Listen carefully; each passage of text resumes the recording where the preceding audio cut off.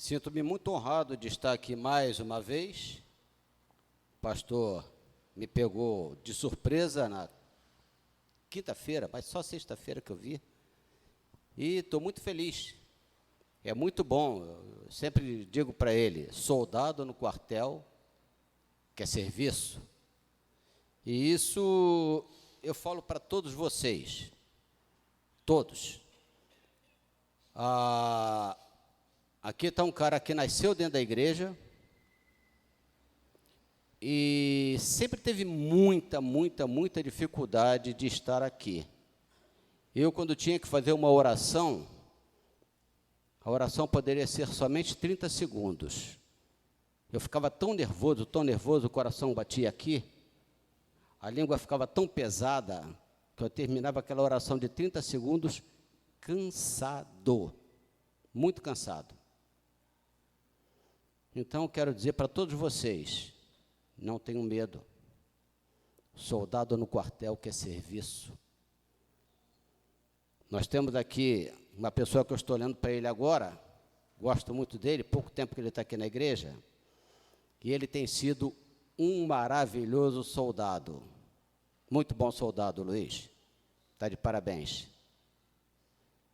E que cada um de vocês possam ser um soldado de Cristo, que cada um de vocês possa estar aqui amanhã, sendo o comandante chamando, soldado, tem que estar lá no púlpito amanhã, estejam prontos, mesmo com o coração batendo aqui no gogó, estejam prontos, é muito bom.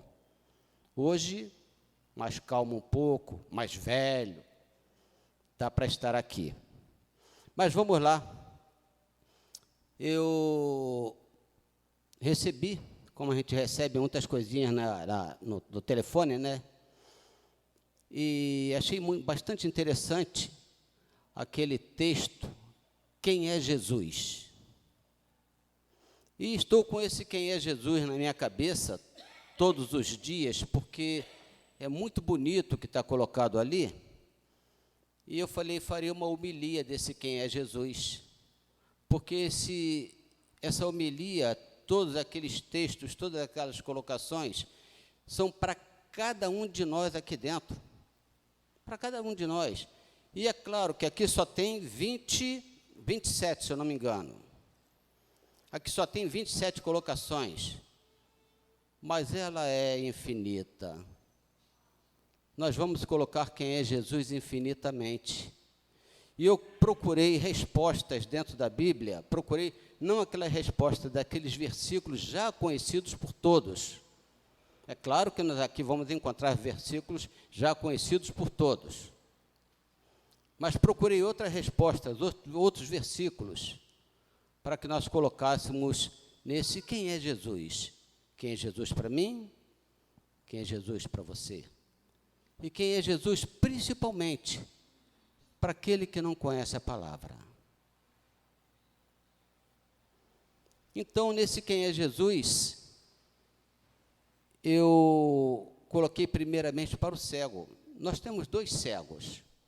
Aquele cego, lá de trás, lá de 2000 anos atrás, lá em Lucas 18, 41, 42, que chega para Jesus e pede para ficar são.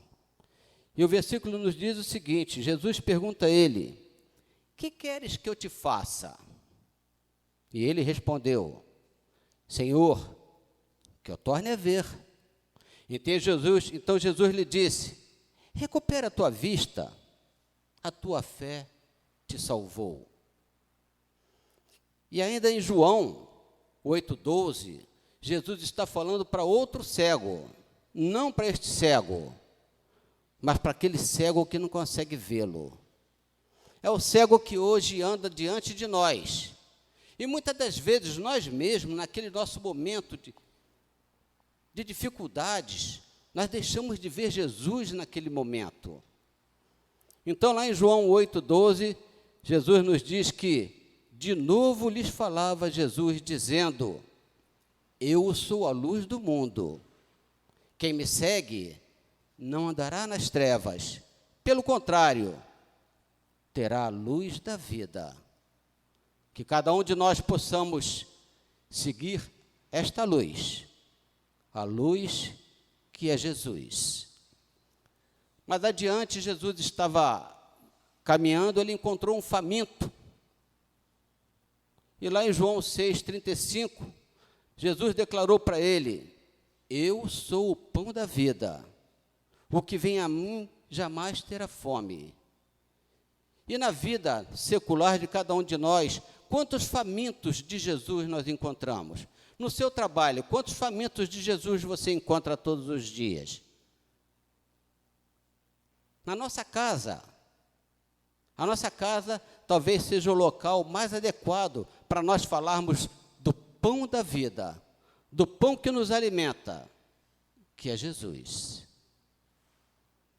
E para o sedento, para aquele que tem sede, sede da palavra, sede de Jesus, que este, como faminto, nós também encontramos aos milhares pelas ruas. Nós também encontramos ele no nosso trabalho. Nós encontramos ele dentro da nossa igreja. Dentro da nossa igreja tem pessoas que têm sede. Sede de Jesus. Sede da palavra. E o sedento, lá em João 4,14, Jesus fala para ele: aquele, porém, que beber da água que eu lhe der, nunca mais terá sede. Pelo contrário, a água que eu lhe der será nele uma fonte a jorrar para a vida eterna. Que esta água que Jesus nos dá de beber todos os dias aqui na nossa igreja, faça com que cada um de nós venhamos a jorrar esta água que sai dele e que transborda em cada um de nós, para que nós possamos saciar sede de outras pessoas. Para o morto, quem é Jesus para o morto? Também existem dois mortos. Existe aquele morto que Jesus ressuscitou, Lázaro, por exemplo, Talita. Mas o que o mundo mais tem é o morto-vivo. É aquele que está morto para Cristo, aquele que está morto para a vida em Jesus Cristo. E tem um texto que eu gosto demais, que é o texto que é muito lido em cemitério, quando é lido, que eu acho ele muito bonito pela profundidade maravilhosa que ele nos dá, que está lá em 1 Coríntios 15, 22, que nos diz: porque assim como em Adão todos morrem, todos aqueles que estão em Adão, que não estão em Cristo, continuam morrendo. Assim também todos estão vivos e são vivificados em Cristo Jesus. Estes não morrem mais. Estes são ressuscitados para a vida eterna. Mas lá em 1 Coríntios 15, 54 a 57, aí está a profundidade de um texto lindo, que nos diz: e quando este corpo corruptível se revestir de imortalidade, quando eu morrer, me revestir de imortalidade, então se cumprirá a palavra que está escrita: tragada foi a morte pela vitória. Onde está, ó morte, a tua vitória? Onde está, ó morte, o teu aguilhão, o teu veneno? O aguilhão da morte é o pecado, e a força do pecado é a lei. Graças a Deus, que nos dá a vitória por intermédio do nosso Senhor Jesus Cristo. Ó morte, onde está a tua vitória? A morte está perguntando a cada um de nós aqui, onde está a vitória dela? E cada um de nós estamos falando para a morte, morte eterna. Aqui você não tem lugar. Aqui nós somos vivificados em Jesus Cristo. Aqui nós temos Ele para nos redimir. Aqui nós temos Ele para nos trazer a vida eterna. Nós somos ressuscitados, cada um de nós, em Cristo Jesus. Ainda há pouco, aqui, o nosso presbítero falou mais uma vez que ele já disse que não vai se cansar de dar o testemunho dele e que ele dê muitos e muitos anos o seu testemunho para cada um de nós, o seu problema de enfermidade. Cada um de nós temos problemas de enfermidade. O enfermo, quer saber quem é Jesus para ele. O Jaime já sabe quem é Jesus para ele. Muitos de nós, ou melhor, todos nós, sabemos quem é Jesus, porque todos nós tivemos N enfermidades na nossa vida. Lá em Mateus 8, 16 a 17, chegada a tarde, trouxeram-lhe muitos endemoniados, e ele meramente com a palavra expeliu os espíritos e curou todos os doentes, para que se cumprisse o que fora dito por intermédio do profeta Isaías. Ele mesmo tomou as nossas enfermidades e carregou com as nossas doenças. Ele continua carregando todas as nossas doenças até hoje. Ele continua pregando, ali na cruz, todas as nossas doenças, todos os nossos problemas. Por isso ele carregou sobre ele todas as nossas dores.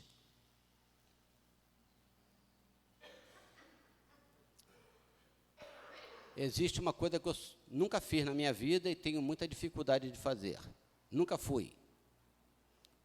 E não nego para nenhum de vocês que eu tenho muita dificuldade de ir a um presídio. Alguém aqui já foi pregar em presídio? Eu nunca fui. Tenho muita dificuldade, muita. Mas deveria me libertar desta dificuldade. Para o prisioneiro, quem é Jesus? Não só aquele prisioneiro que está preso lá no presídio, não. Para o prisioneiro que está aqui, na nossa vida, aquele que é prisioneiro de alguma coisa, que não consegue ver a Jesus, que não se liberta, fica preso ao mundo da droga, fica preso ao mundo do vício, ao mundo do jogo, e você quer libertar ele deste mundo de prisão, ele não consegue ver a Jesus. Lá em Romanos 6, 17, 18, nos diz que, mas graças a Deus, porque outrora, escravos do pecado, prisioneiro do pecado, contudo viestes a obedecer de coração a forma de doutrina que fostes entregues. Cada um de nós fomos entregues a ele. E uma vez libertados do pecado, fostes feitos servos da justiça, servos de Deus, libertos do pecado. Nós não somos prisioneiros, nós somos libertos. Para o solitário, Jesus é um companheiro, e eis que estou convosco todos os dias, até a consumação dos séculos. Nenhum de nós consegue ficar solitário, tendo Jesus como companheiro. Para o mentiroso, Jesus é a verdade. E conhecereis a verdade, e a verdade vos libertará. Para o viajante, Jesus é o caminho. Lá em João 14, 6, respondeu-lhe Jesus: eu sou o caminho, a verdade e a vida. Ninguém vem ao Pai senão por mim. Quantos de nós estamos caminhando pela rua, estamos caminhando pelo mundo, sozinhos, abandonados, porque nós não conhecemos quem é a verdade, quem é o caminho. Muitas das vezes nós chegamos para uma pessoa, pessoas amadas nossas, pessoas queridas nossas, pessoas que não conseguem ver o caminho, e falamos: fulano, este caminho que você está andando está errado. Este não é o caminho. Mas ele não consegue ver. Mesmo que você pegue a palavra, coloque na frente dele e diga: Jesus é o caminho, é a verdade, é a vida, ninguém vai ao Pai senão por ele. Ele não consegue ver. Principalmente que nós temos toda uma mídia. Toda uma mídia. Quando a gente fala toda uma mídia, a gente fala naquela mídia que tem todo o poder. Não aceita a palavra. Para o visitante, quem é Jesus para o visitante? Quando uma pessoa vai à sua casa, o que você faz? Abre a porta. O nosso Senhor Jesus Cristo é a porta aberta para o visitante. Eu sou a porta. Se alguém entrar por mim, será salvo. Entrará e sairá e achará pastagem. Essa semana, nós tivemos a alegria de termos 2 visitantes na minha casa, o meu cunhado e a minha cunhada. Não é muita alegria não, sabe? A gente tem que ficar ali com o cunhado, né, Vilma? Cunhado, cunhada, a semana inteira. O cunhado não, o cunhado foi bonzinho, foi logo embora. Mas a cunhada ficou a semana inteira, foi ontem. Agora, sem brincadeira, ela teve a companhia a semana inteira.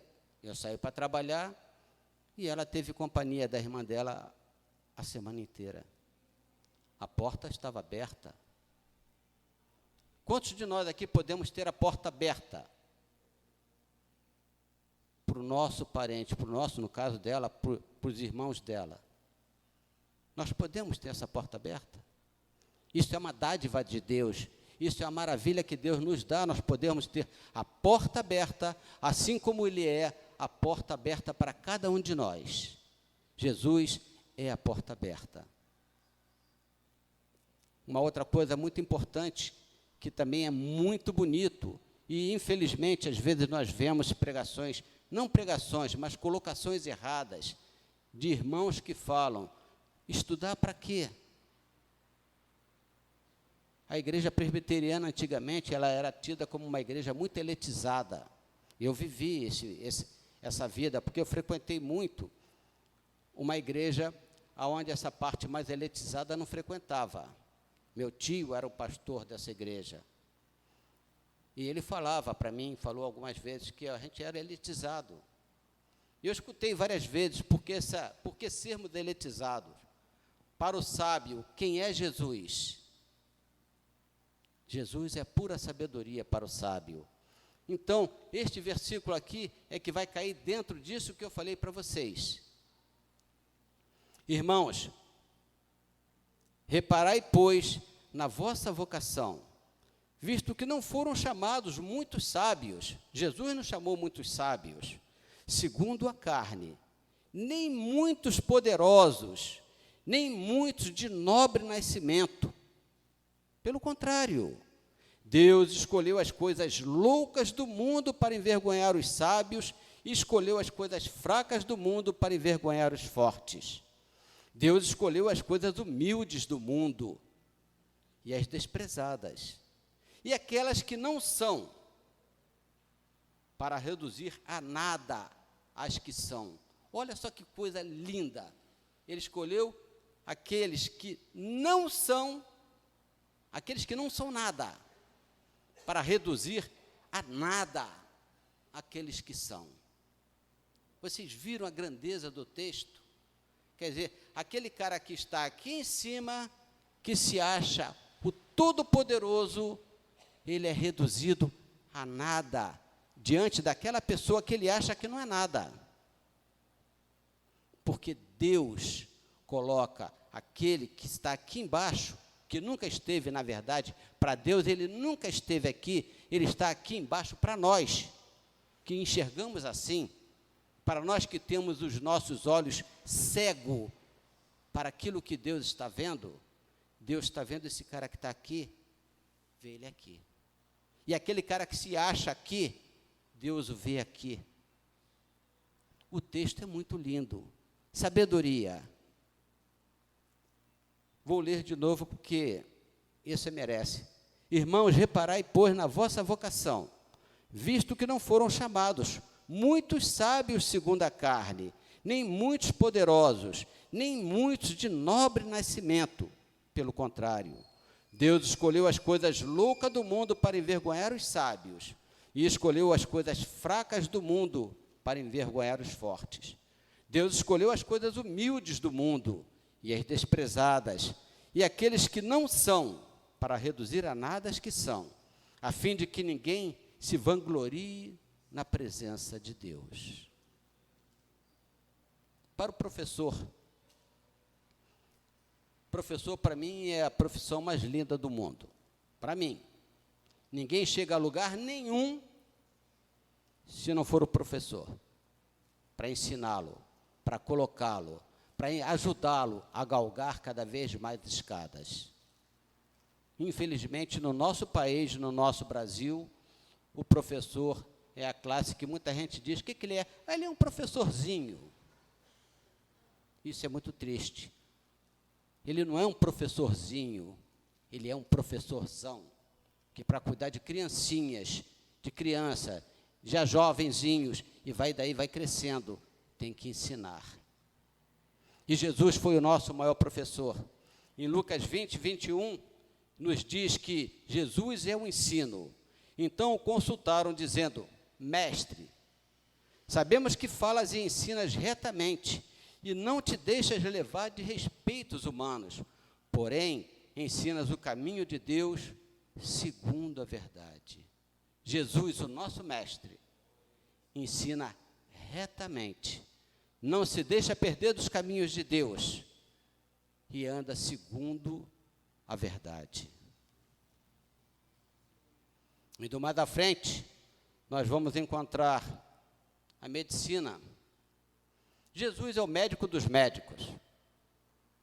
Lucas 6,18 nos diz que muitos vieram para o ouvirem e serem curados de suas enfermidades. Também os atormentados por espíritos imundos eram curados. Jesus é o médico dos médicos. Vilma, quando fez a primeira cirurgia de varizes, eu estive presente na cirurgia, tive presente em algumas cirurgias, e o Josias, que foi o médico que fez a cirurgia dela, nós fizemos a oração antes da cirurgia.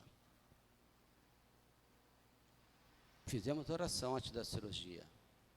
Todas as vezes que nós aqui temos que fazer alguma cirurgia, todas as vezes que nós temos que ir ao médico, todas as vezes que nós sabemos que um irmão nosso está doente e que precisa da cura, nós falamos com quem? Com o médico dos médicos. Para que aquele médico que vai cuidar de nós esteja ungido pelo médico dos médicos, para que possa realmente nos curar. Para o réu, quem é Jesus para o réu? Jesus é o advogado. É o único advogado que o réu precisa. Filhinhos meus, estas coisas vos escrevo para que não pequeis. Se todavia alguém pecar, temos advogado junto ao Pai, Jesus Cristo, o justo. Para o advogado, Jesus é o juiz. Deus é o juiz. A um, ele abate. A outro, ele exalta. Foi exatamente o que eu coloquei ainda há pouco, dos sábios. A uns, Deus abate. E a outros, ele exalta. Ele é o Senhor. A ele toda a glória e toda a vontade. Para o juiz, Deus é a justiça. Aquele que não conheceu o pecado, ele se fez pecado por nós, para que nele fôssemos feitos justiça de Deus. Não é o juiz que faz a justiça maior quem nos faz é Jesus Cristo. É Ele quem vai nos justificar diante de Deus. Ele será o nosso juiz, lá naquele dia que o Senhor perguntar: este varão aqui, esta varoa, nosso Jesus vai falar para ele: ele está livre, esse não está. Ele será o nosso juiz. E para nós, pastores, o pastor Carlos Alberto, quem é Jesus? Quem é Jesus para o pastor?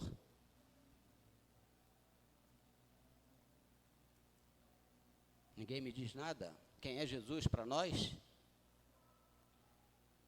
Jesus é o sumo sacerdote. Nós não somos nada. Nós não somos absolutamente nada. Jesus é o nosso sumo sacerdote.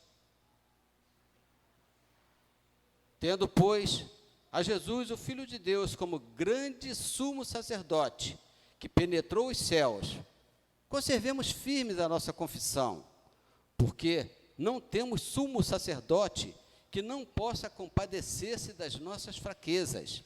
Antes foi ele tentado em todas as coisas, a nossa semelhança, mas sem pecado. Eu sou sem pecado? Algum pastor na face da terra é sem pecado? Não. Todos nós pecamos. Todos nós somos iguais. Só a nossa posição aqui é a posição de pastor. Mas nós somos iguais. Jesus, o único pastor, o único sumo sacerdote, o único que não teve pecado, o único que desceu, se fez como todos nós, se fez igualzinho de carne, sentindo dores, fome, necessidades, mas não teve pecado. O único sumo sacerdote. Para o cansado, quem é Jesus para o cansado? Jesus, ele é o alívio. Este é o versículo também que todo mundo sabe, não é? Vinde a mim todos os que estáis cansados e sobrecarregados, e eu vos aliviarei. Será que a gente consegue chegar em casa cansado? Cansado. E pensar neste versículo? Eu hoje, ontem no caso, quando eu estava estudando o texto, procurando os versículos todos na Bíblia, para colocar diante disso aqui, eu parei e pensei em mim mesmo. Eu chego em casa, eu não tenho vontade de fazer nada. Nada. A Vilma reclama que eu chego em casa e não quero fazer nada. Não quero fazer nada. Aí eu falei, caramba, vinde a mim todos que estáis cansados e sobrecarregados, e eu vos aliviarei. Será que eu vou conseguir fazer isso, gente? Será que cada um de nós aqui, ao chegarmos em casa, ou as nossas próprias esposas, que aquelas que não trabalham fora, que estão em casa, será que conseguem fazer isso? Em vez de reclamar que está cansado, ou melhor, nem reclamar, porque a gente não reclama, eu não reclamo. Eu simplesmente chego cansado, não quero ver nada, não quero saber de nada. Será que a gente consegue entregar isso ao Senhor e ver que nós estamos cansados? Vamos entregar esse nosso cansaço ao Senhor. Chegamos em casa, a nossa esposa viu o marido chegar, ao invés dela também estar cansada. Vamos tomar ali um banho de alegria, de vigor, e vamos ficar contentes porque estamos juntos, em vez de ficar um de cara emburrada para lá, outro de cara emburrada para cá, porque estamos cansados. Jesus nos alivia o peso. Para o medroso, Jesus é a coragem. Eu disse para vocês aqui no início, como eu era medroso, como eu tinha medo de estar aqui. Muito medo, muito. Na noite seguinte, isso é Paulo, tá? Isso é lá em Atos 23, quando Paulo ia para Roma. Na noite seguinte, o Senhor, pondo-se ao lado dele, ao lado de Paulo, disse, coragem, pois, do modo por que deste testemunho a meu respeito em Jerusalém, assim importa que também o faças em Roma. Paulo estava com medo, estava com muito medo. Ele era perseguido, queriam prendê-lo, queriam matá-lo, e ele tinha que ir para Roma, ele tinha que levar a palavra em Roma, e ele estava com medo. E o Senhor disse para ele, coragem, pois do modo por que deste testemunho a meu respeito aqui em Jerusalém, assim também importa que o faças em Roma. Estamos chegando ao fim. Falta só uns 30. Eram 57. E para o pedreiro? Cadê o nosso pedreiro? Não está aqui hoje não, né? O que Jesus é para o pedreiro? Jesus é a coluna central, é aquele que segura o prédio, aquele que segura o edifício. Nós temos aqui um engenheiro, nós temos outra pessoa aqui que trabalha com obras, que é o Sérgio,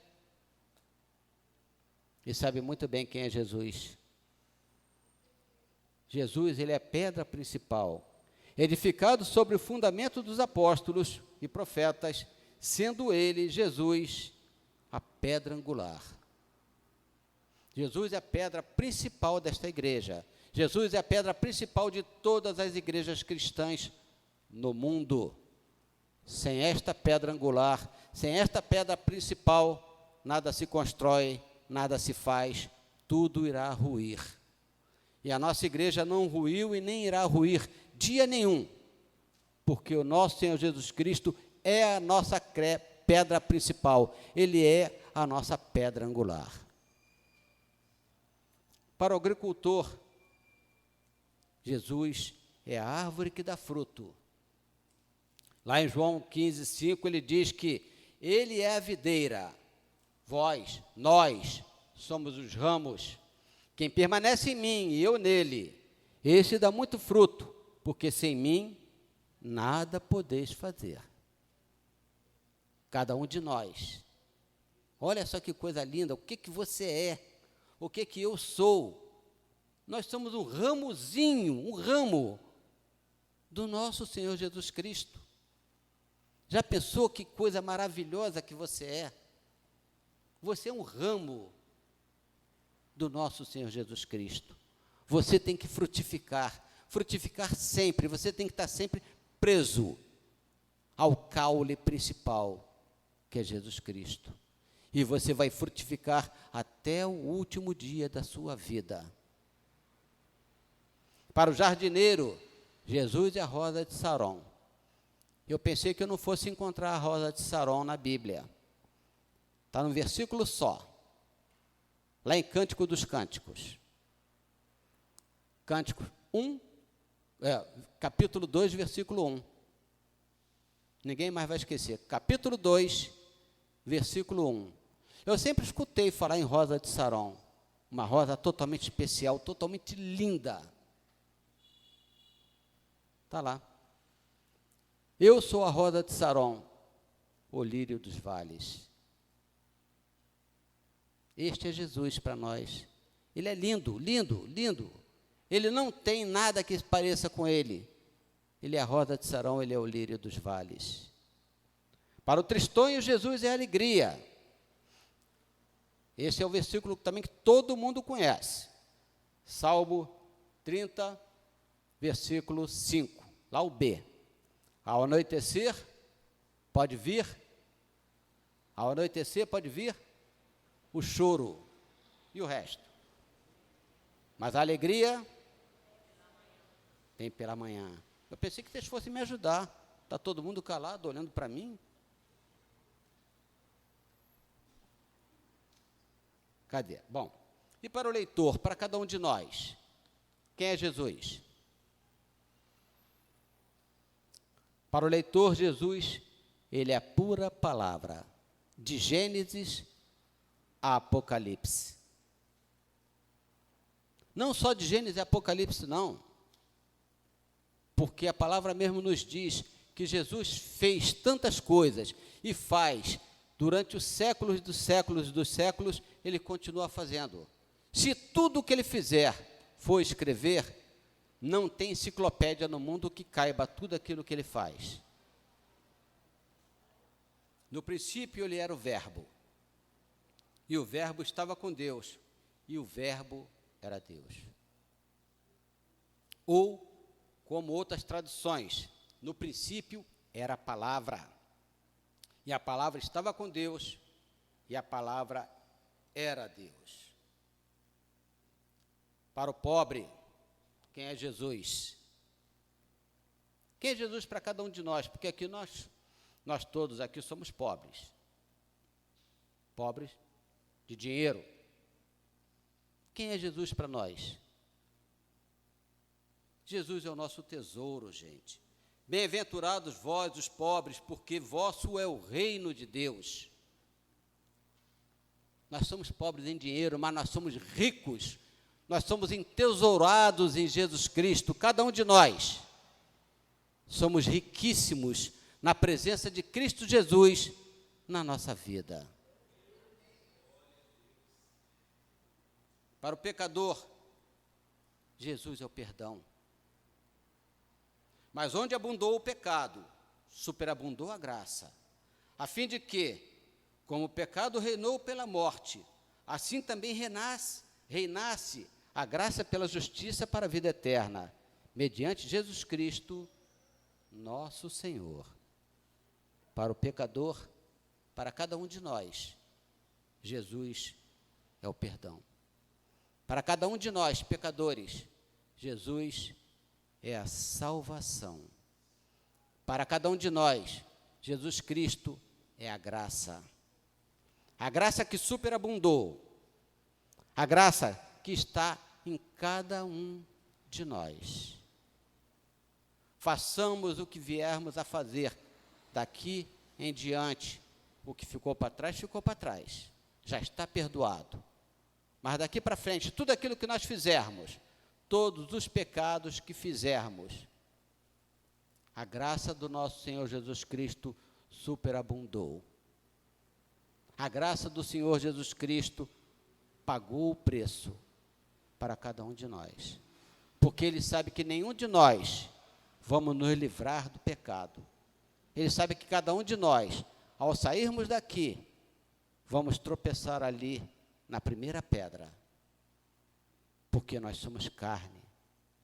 E a carne, na maioria das vezes, fala muito mais alto que o Espírito. O Espírito vivifica em Cristo Jesus, mas a carne não. Agora, para mim, para você, quem é Jesus Cristo? Vocês querem um minuto para vocês pensarem quem é Jesus Cristo? Quem é Jesus Cristo para você? Olha só, eu coloquei aqui 26 textos, colocando quem é Jesus Cristo para cada um. Mas como eu disse no início, tem uma infinidade de profissões, de coisas que acontecem com cada um de nós todos os dias, perguntando quem é Jesus para cada um. E todos eles nós vamos encontrar respostas aqui. Para todos. Para o que você imaginar, nós vamos encontrar respostas aqui. Quem é Jesus? Quem é Jesus para você? Você está doente? Você está cansado? Está sem emprego? Ou você está, como quase todos nós aqui, com um emprego, mas ganhando um salário muito pequeno, tendo necessidades, dificuldades de se ajustar ao salário que ganha? Quem é Jesus? Eu botei aqui uma resposta para mim, dizendo assim, sim, para nós, cristãos, Jesus é tudo. Principalmente, tudo. Jesus é tudo. Principalmente, tudo. Não posso enumerar o que Ele é para nós, pois, por mais que venhamos a dizer o muito, e o muito, e o muito que Jesus é, o certo é que faltará outras e outras coisas importantes que Ele faz na nossa vida, o que Ele é para a nossa vida. Quem é Jesus para cada um de nós? Esta é a pergunta que eu faço.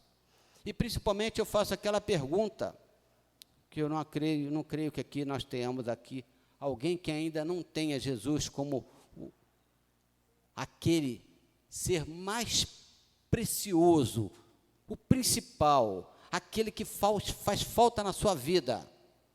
Quem é Jesus para este você, se por acaso está aqui entre nós, que não conhece Jesus como o ser supremo da nossa vida, o nosso sumo sacerdote, o nosso Salvador, aquele que pregou ali, na cruz, todos os nossos pecados, todas as nossas doenças, todas as nossas dores. Quem é Jesus para você? Jesus para mim, eu acredito que Jesus para todos vocês, seja esse tudo que eu coloquei aqui. Tudo e muito tudo. Este é o Jesus para cada um de nós. E terminando agora esta pequena homilia, eu vou fazer aquilo que o nosso pastor tem feito sempre, que eu gosto, eu acho bonito, e colocar para cada um de vocês o seguinte: estar aqui na frente, vir aqui, é uma questão de fé, simplesmente fé. Chamarmos para alguém vir aqui na frente, não significa que vai acontecer isso, não vai acontecer. O que vai acontecer pertence a Ele, somente a Ele. Nós não somos ninguém. E a minha colocação para aquele que quiser vir aqui na frente, tá? Colocar aos pés do Senhor aquilo que Jesus é para ele, aquilo que ele está necessitando agora, que Jesus seja para ele, que ele coloque aqui. Eu falei longe do microfone, né? Então, a colocação é essa. Se você sentir vontade de estar aqui à frente, para colocar aos pés do Senhor aquilo tudo que você acha que Jesus é para ele, para você, e aquela necessidade que você tem, aquela coisa que você precisa agora, para você, para a tua família, coloque aqui, simbolicamente, aos pés do Senhor.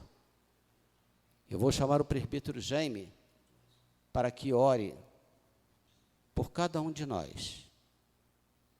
Pedir ao grupo jovem para nos trazer o louvor, pois o culto está acabando, e que ele venha tocar uma música suave para aqueles que aqui estarão, aqueles que aqui vierem, se vier.